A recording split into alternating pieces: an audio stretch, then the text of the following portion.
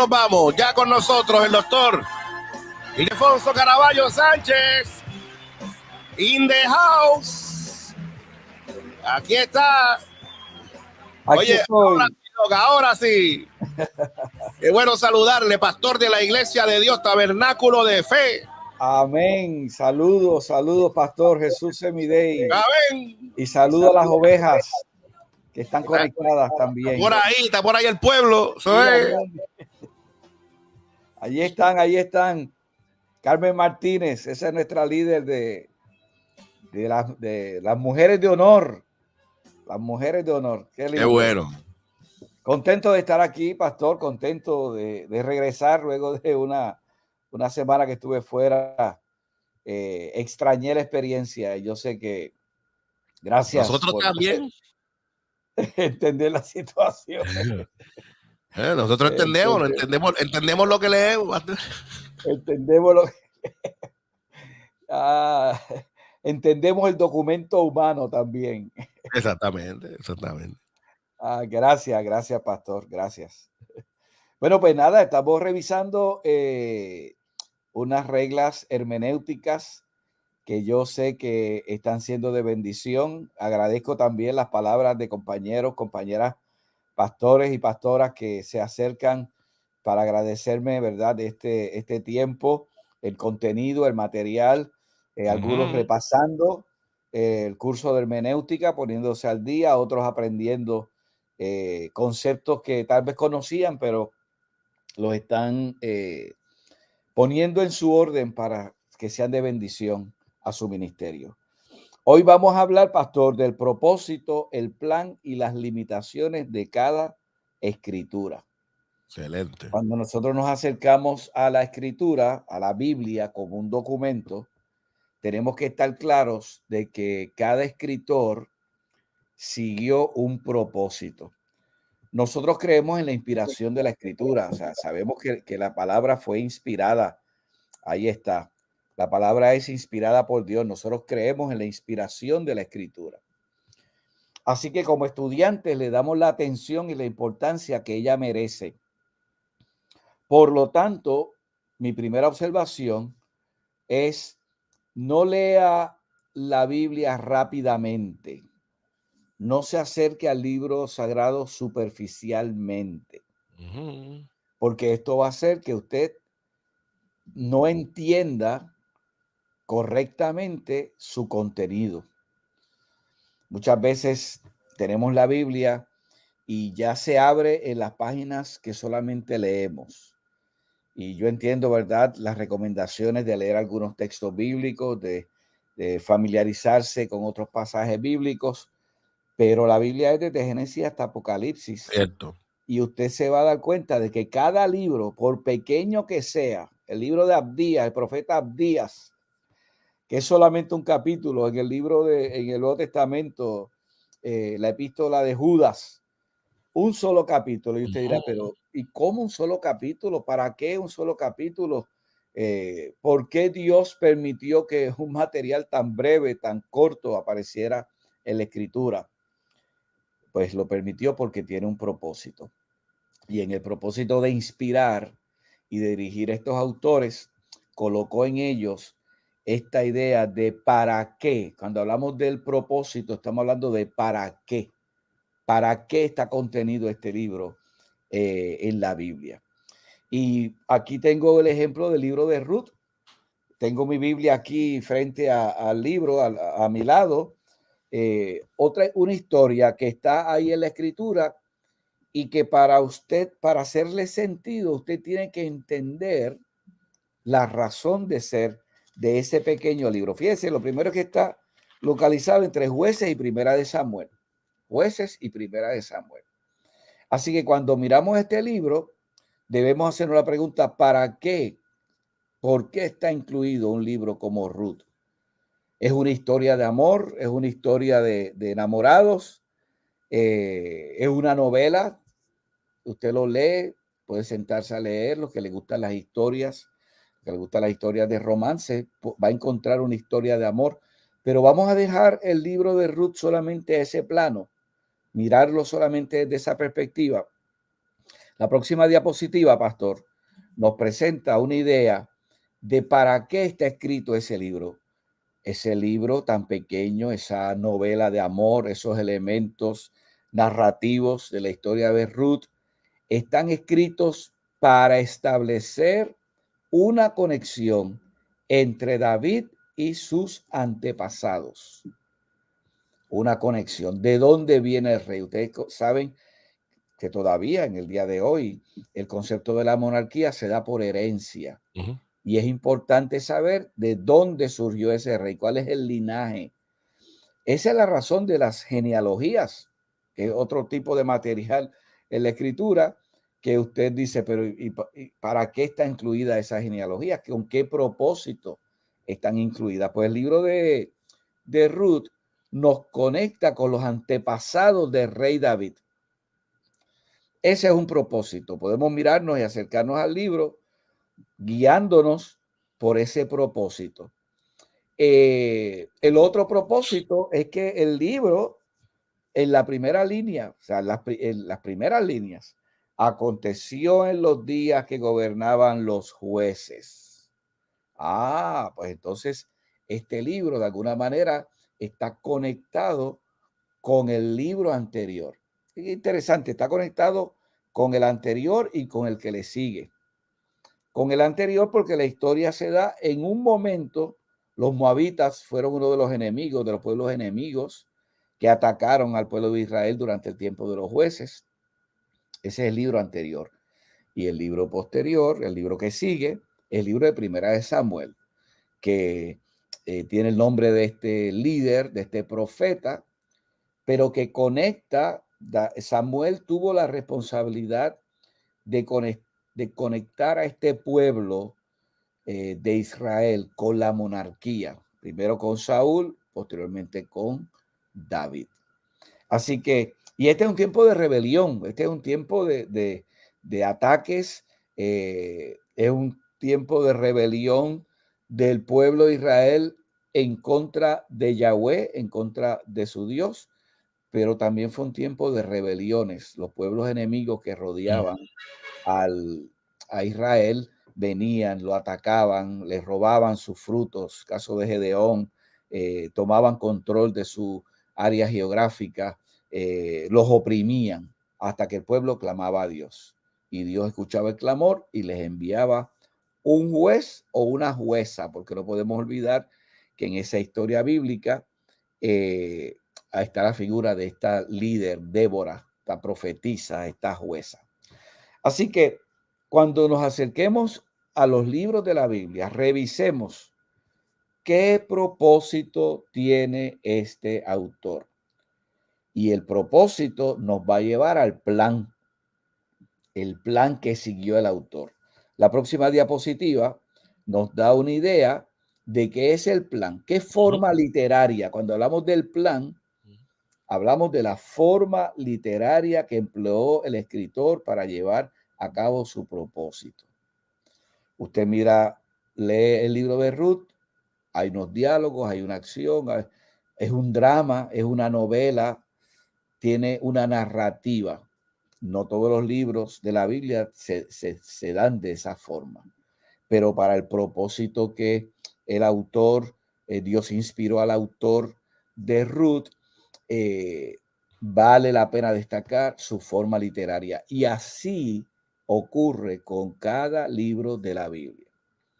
Recuerde que no se escribieron para satisfacer nuestra curiosidad moderna. Muchas veces queremos ir a la Biblia y contestar preguntas contemporáneas, preguntas modernas, situaciones que atañen a nuestro día a día. En algunas ocasiones se atienden de forma indirecta, porque recuerde que son otros mundos, el mundo cultural del Antiguo Testamento, el mundo cultural, social del Nuevo Testamento son completamente diferentes. Doc, por eso me hace pensar, por ejemplo, perdón que le interrumpa, sí, en el caso de María, la madre de Jesús, que algunos la colocan en una edad de unos 13, 14, 15 años, y vista desde los ojos del lado de acá, cuando cada vez que llega a ese punto y se dice esos detalles, La gente lo que piensa es como que pues es abuso Un sexual. abuso sexual. Pero ¿cómo es posible? Y rápido piensan en todo este tipo pero hay que tener en cuenta que esto no es hoy. Eso está ajeno a ese contexto. Exacto, Exactamente. está ajeno. Interesante, interesante. Fíjate que aún en esa línea del caso de María, alguien pudiera traer el tema del aborto, que está en Correcto. boga en nuestros días, ¿verdad? Frente a la dinámica que José Correcto. experimenta. Aquí tenemos una joven madre soltera. Pudo haber pensado en deshacerse del bebé. Pero entonces lo mismo. Son conceptos contemporáneos, son conceptos nuestros, que debemos ser cuidadosos cuando nos acercamos a la escritura para tratar de buscar respuesta a ellos. Pasa con relación a temas científicos. Antes de moverme al tema científico, aquí doy el ejemplo de Génesis. ¿A quién no le gustaría que Moisés hubiese dado más información con respecto a la creación? Entonces tenemos el capítulo 1, el capítulo 2 de Génesis. Esa es la información que tenemos. No hay más detalles. Volvemos entonces a lo mismo. ¿Cuál es el propósito del libro de Génesis? Dentro de los muchos propósitos que diferentes autores, porque recuerde que es el plan, tratamos de entender el plan y el propósito del autor cuando escribió, afirmando, ¿verdad? La producción literaria, si no la escribió literalmente, la mente de Moisés está, para mí, en mi opinión, detrás de gran parte de ese material del libro de Génesis. Así que cuando miramos el libro de Génesis podemos destacar su propósito como escribir la línea de descendencia que resultó en la fundación de la nación hebrea. Poco parecido a lo que mencionamos del libro de Ruth. Esta historia de Ruth se contiene en la Biblia con el propósito de establecer la descendencia, la dinastía, el linaje del rey David. Pues el libro de Génesis se plantea como uno de sus propósitos establecer de dónde surgió el pueblo, de dónde surgieron los judíos, de dónde surge Israel. Fíjense que tenemos que ir entonces a las historias de Abraham. Hay que ir al principio. Y entonces Génesis contiene la historia de Abraham, del patriarca, del pacto, de la promesa, de los revoluciones los que se metió en medio de ese caminar hacia la tierra de Canaán. El nombre de Israel se da en el libro de Génesis. O sea, si no tuviéramos el libro de Génesis, no conociéramos ese cambio de nombre, la figura de Jacob.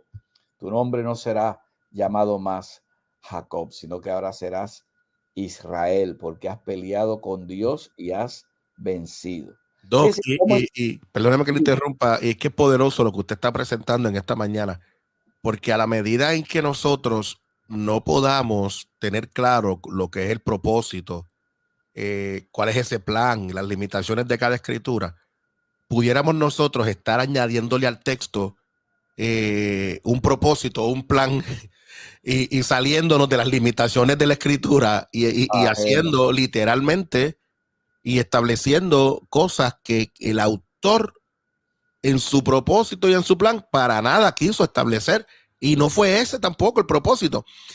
Así que el conocerlo, el conocer este detalle, nos va a mantener en una interpretación pura del texto.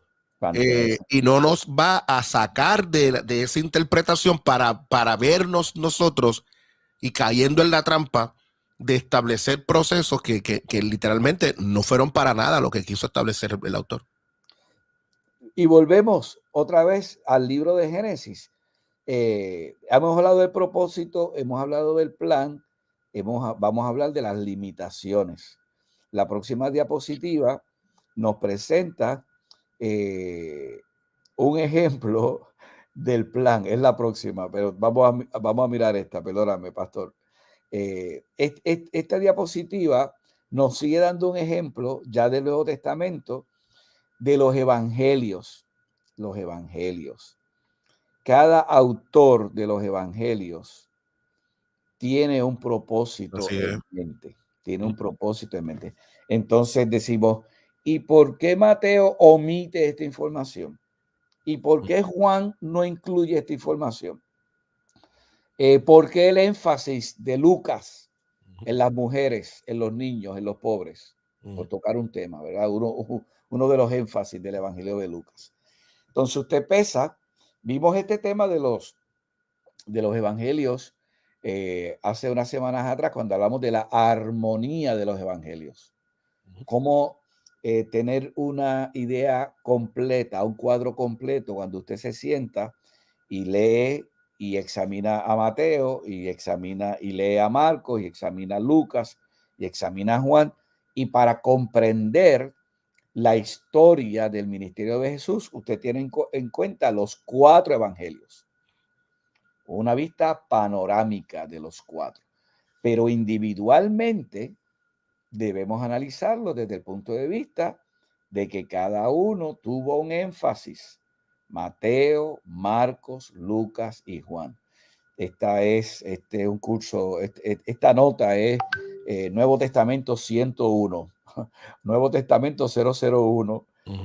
Mateo hace énfasis a los judíos, Marcos hace énfasis a los romanos, Lucas hace énfasis a los griegos y Juan tiene en su visión el concepto de la iglesia. Y cada uno de ellos, desde su perspectiva judía gentil, porque Lucas es gentil dentro de estos autores. Así que es sumamente interesante.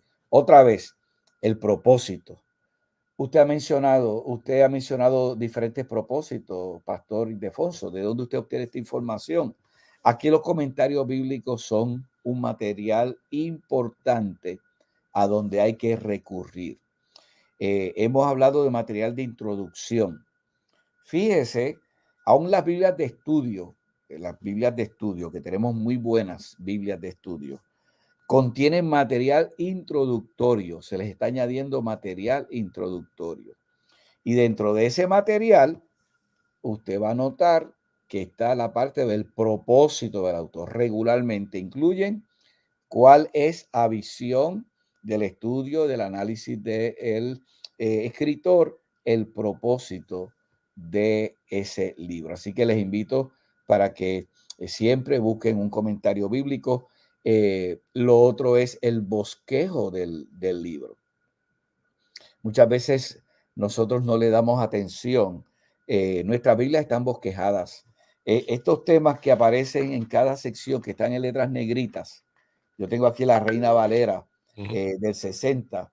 Tengo la Reina Valera contemporánea. O sea, usted va a notar que cada sección tiene un tema. Ese es el tema de ese capítulo, por así decir. Capítulo 1, aquí Reina Valera del 60, lo titula Ruth y Noemí. Ese bosquejo, ese esqueleto nos da una idea de los temas que tratan y nos va a dirigir al propósito de ese libro, propósito de ese escrito. Otro ejemplo, estamos viendo ejemplos. Vimos a Ruth, vimos a Génesis, vimos los evangelios, el libro de los Hechos. Entonces, fíjense qué interesante que se llama el libro Los Hechos de los Apóstoles. Y tú te has dado cuenta, pastor, de que básicamente le da atención a la vida y ministerio de 2 de ellos, primordialmente.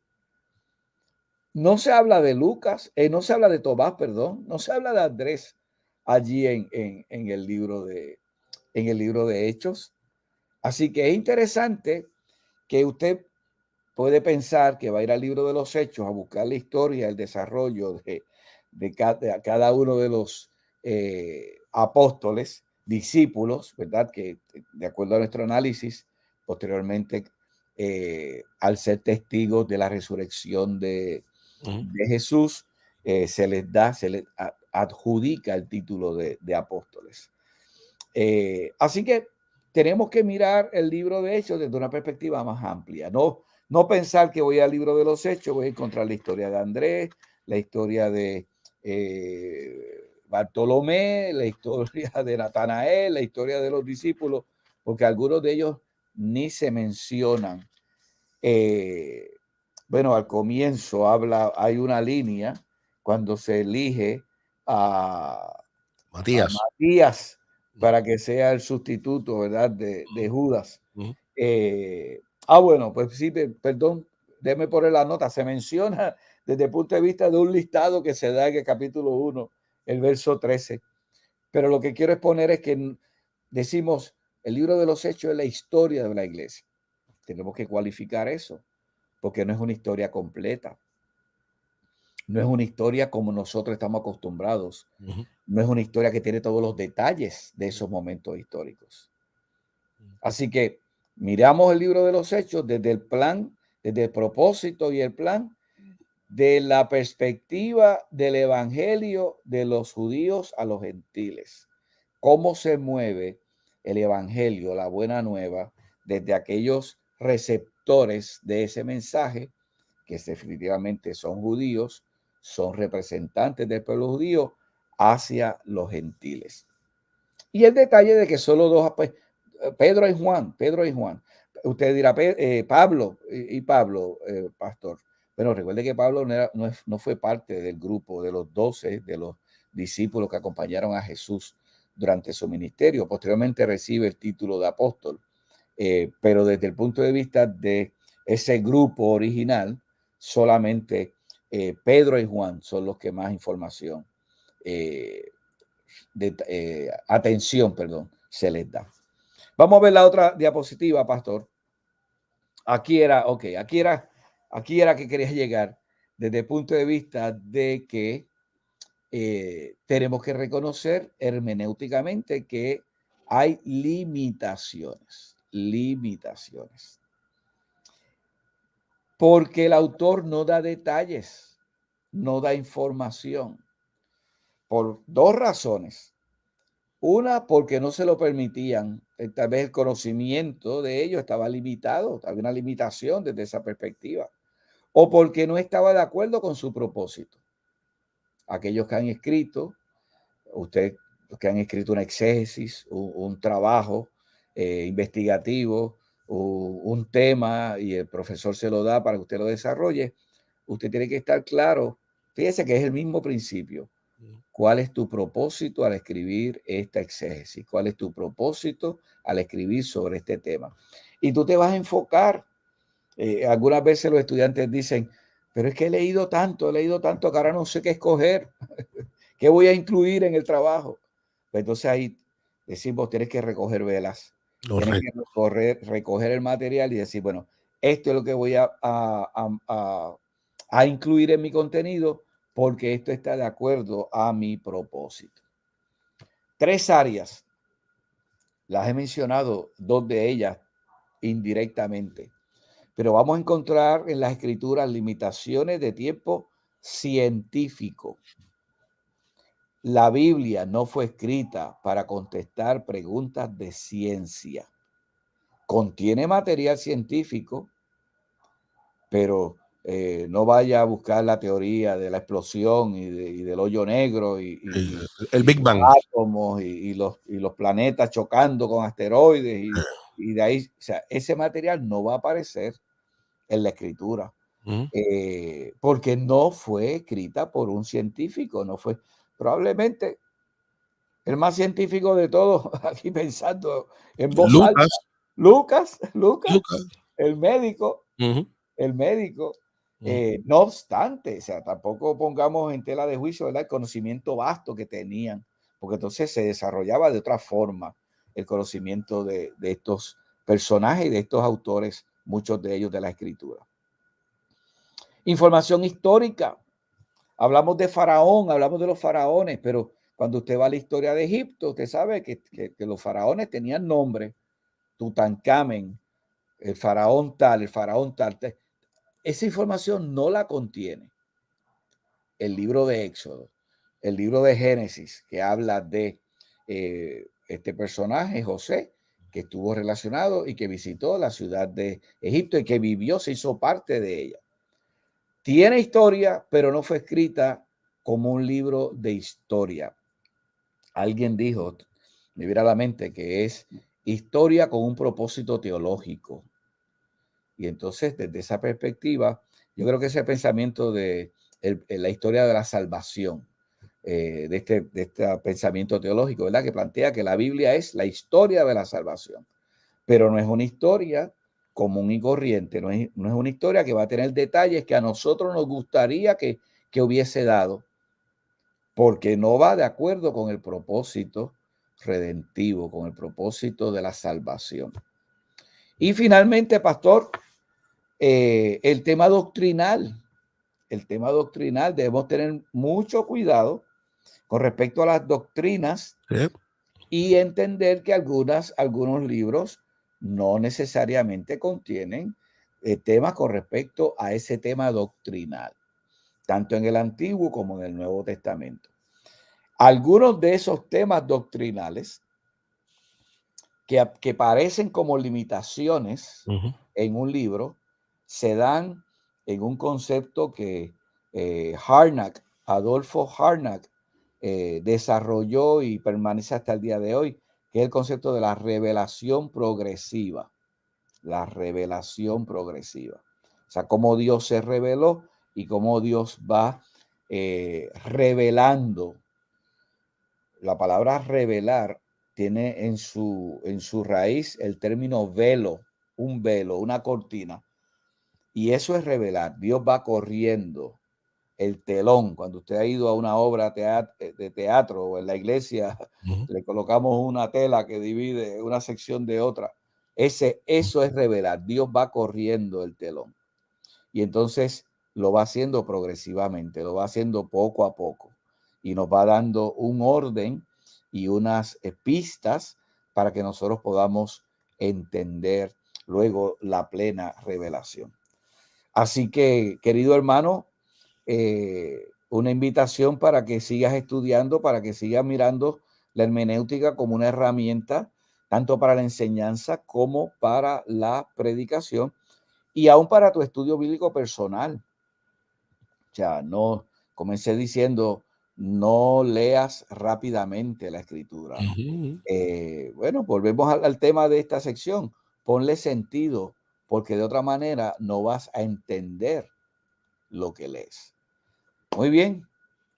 Me parece extraordinario, pastor. Me parece que esto, no hay duda alguna, esto es una clase poderosa. Una clase poderosa. Poderosa. La pastora Elin Hernández nos dice interesantísimo tema el de hoy. Gracias, pastora Aileen. Belkis nos dice, yo les bendiga grandemente a ambos, Belkis Robles. Amén. La pastora y obispo Wandy Rizarri nos dice bendiciones para ambos. Fuerte abrazo, pastora. Gracias. Bueno, la pastora Olga Maldonado conectada también nos dice buenos días. Qué bueno, pastora. Qué bendición.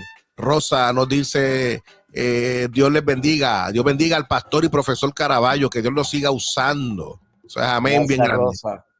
Amén. También Neftali nos dice Seminario Bíblico Tertuhablemos Incorporado. Ya le pusieron nombre también. Excelentes profesores de primera. Qué bueno está eso, oye. Desde Panamá, Salomón Camarena nos dice buenos días, bendiciones. Muy importante conocer la historia bíblica. Muy bien. Desde la perspectiva del autor. De acuerdo. Así mismo es. Eunice Cruz nos dice saludos a mi querido profesor Ildefonso Caraballo. Saludos, la pastora Ana Otero nos dice Dios les bendiga y buenos días a todos. Amén, pastora. El buen amigo Ricardo Acevedo Cabán conectado con nosotros. Pastor, un abrazo. Amén. De Aguada, Puerto Rico. También tengo por acá que nos dice la pastora Elin. ¿Y el taller para cuándo? Lo esperamos con ansia. Pastor, tenemos que sentarnos, de verdad, tenemos que trabajar. Es que hay tanta cosa, pero tenemos que sentarnos. Sí, es tenemos cierto. Que sentarnos. No lo hemos olvidado, pero no. Así es. Mira, déjame ver, tengo por acá, ¿quién más tengo por aquí? Déjeme, tengo a alguien más por aquí, tengo al pastor Heriberto Vega, que también nos dice, gracias, obispo Ildefonso, un abrazo. Saludos. También saludos. Tengo por acá la gente de Didache Formando Vidas que nos dice que muchos ministros tienen que coger esta clase. Santo.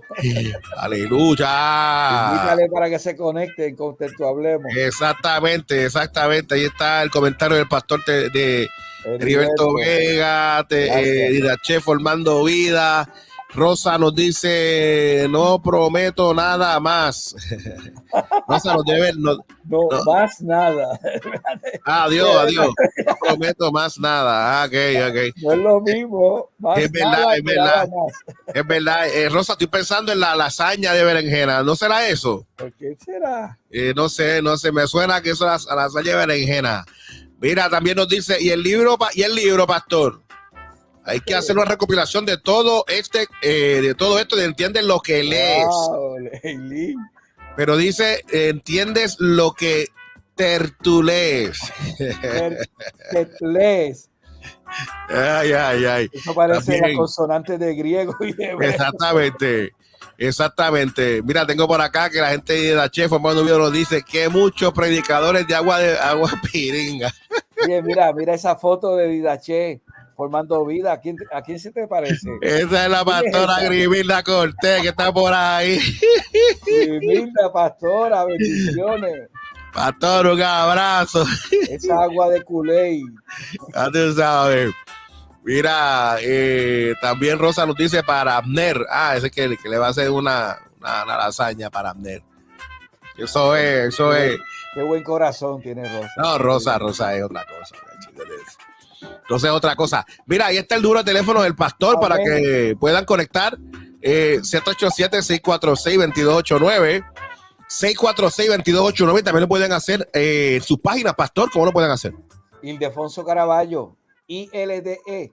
Ildefonso, ahí está, muy bien escrito. Ildefonso Caraballo, me buscan por las redes.